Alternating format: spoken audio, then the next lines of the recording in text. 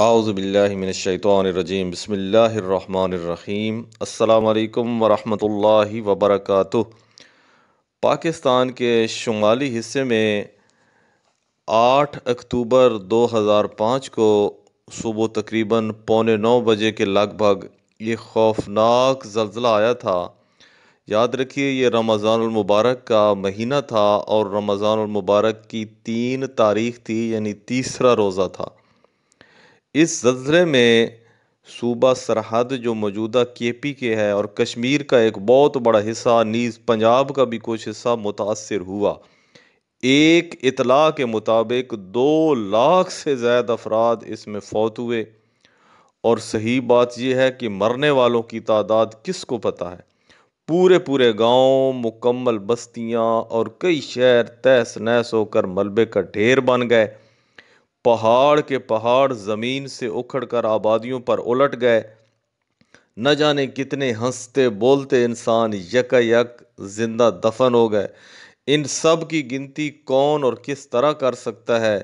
ہم سب کو گناہ کرتے ہوئے کاش اس زلزلے کو پیش نظر رکھنے کا ذہن بن جائے کہ کہیں ایسا نہ ہو کہ گناہ کے دوران ہی اچانک زلزلہ آ جائے اور دیکھتے ہی دیکھتے ہمارا کچومر بن جائے۔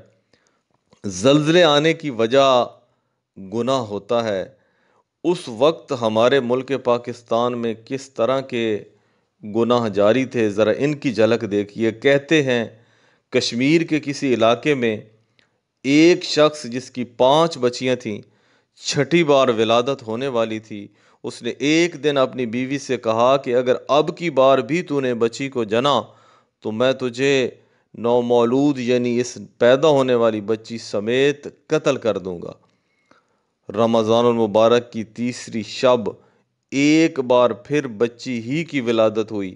صبح کے وقت بچی کی ماں کی چیخ و پکار کی پرواہ کیے بغیر اس بے رحم باپ نے اپنی پھول جیسی زندہ بچی کو اٹھا کر پریشر کوکر میں ڈال کر چولہے پر چڑھا دیا۔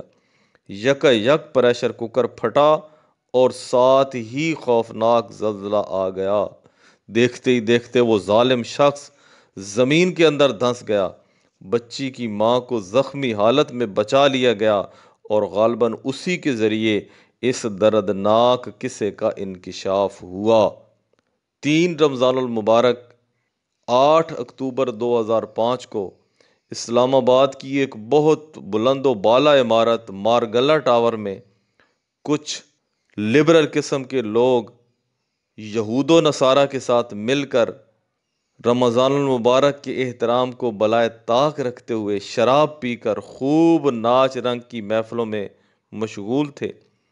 یہ لوگ اپنی آخرت کے انجام سے بالکل بے خبر گناہوں کے ان گھنونے کاموں میں ابھی مشغول تھے کہ اچانک خوفناک زلزلہ آیا اور اس نے عیش پرستوں کی تمام تر مسرتوں اور سرمستیوں کو خاک میں ملا کر رکھ دیا۔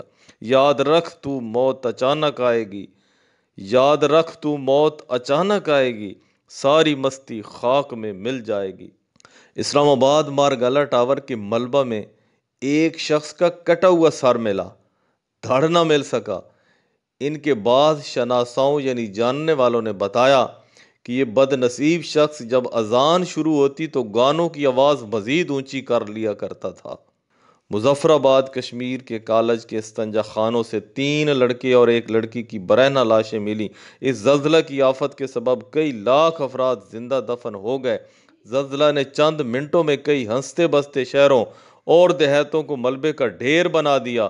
زلزلہ اپنے ساتھ نہ صرف خطہ کشمیر کی خوش نما وادیوں کی خوبصورتی اور شادابی لے گیا بلکہ ہزاروں خاندانوں کو تباہ اور ہزاروں کا ادھورا چھوڑ گیا۔ کشمیر اور سرحد کے کئی علاقوں میں زلزلہ کے بعد ہر طرف لاشیں بکھری پڑی تھیں۔ روزانہ اجتماعی طور پر لاشوں کو دفن کیا جاتا رہا۔ جو زلزلہ سے بچ گئے وہ سسکتے ہوئے اپنے بچھڑنے والوں کو یاد کر رہے تھے۔ ایک اور عبرتناک واقعہ سنیے۔ مظفر آباد کشمیر سے ایک بس اسلام آباد کے لیے روانہ ہوئی۔ یکا یک بس کی نشست پر ایک سانپ نظر آیا۔ کسی نے اس کو چھڑی سے اٹھا کر کھڑکی سے باہر پھینکا۔ وہ ایک موٹر سائیکل سوار کے ہاتھ پر گرا اور اس کو ڈس لیا۔ بس ٹھہر گئی، لوگ باہر نکلے۔ موٹر سائیکل سوار نے تڑپ تڑپ کر دم توڑ دیا۔ زلزلہ زدگان کی امداد کرنے والے کچھ فوجی ادھر آ نکلے۔ انہوں نے مردہ موٹر سائیکل سوار کے سامان کا بیگ کھولا تو یہ دیکھ کر سب حیران و پریشان رہ گئے کہ اس بیگ کے اندر سونے کی چوڑیوں سمیت 2 کٹے ہوئے زنانہ ہاتھ تھے۔ اسکوٹر سوار نے غالباً زلزلے میں فوت ہونے والی خاتون کے سونے کی چوڑیاں حاصل کرنے کی کوشش کی ہوگی، مگر پرانی لاش کے سوجے ہوئے ہاتھوں سے فوری طور پر چوڑیاں اتارنے میں ناکامی ہوئی ہوگی۔ کوئی دیکھ نہ لے، اس خوف سے اس نے جلدی میں ہاتھ کاٹ کر بیگ میں ڈال لیے ہوں گے، مگر بد نصیب کو کیا معلوم تھا کہ اس کی موت کا وقت بھی قریب آ چکا ہے۔ آہ کیسی عبرتناک موت تھی! جگہ جی لگانے کی دنیا نہیں ہے، یہ عبرت کی جا ہے، تماشا نہیں ہے۔ کچھ لوگوں نے سینکڑوں لاشوں کو کفن پہنایا، جنازہ پڑھایا اور دفنایا۔ ان میں سے ایک کا بیان ہے کہ میں نے کم و بیش 33 لاشیں ملبے کے نیچے سے نکالیں۔ 3 لاشیں ایسی تھیں جن میں کیڑے پڑ چکے تھے۔ کئی لاشیں دریا نیلم میں تیر رہی تھیں، اس وجہ سے دریا کا پانی بد رنگ اور بدبودار ہو گیا تھا۔ دلا غافل نہ ہو یکدم، یہ دنیا چھوڑ جانا ہے، باغیچے چھوڑ کر خالی زمین اندر سمانا ہے۔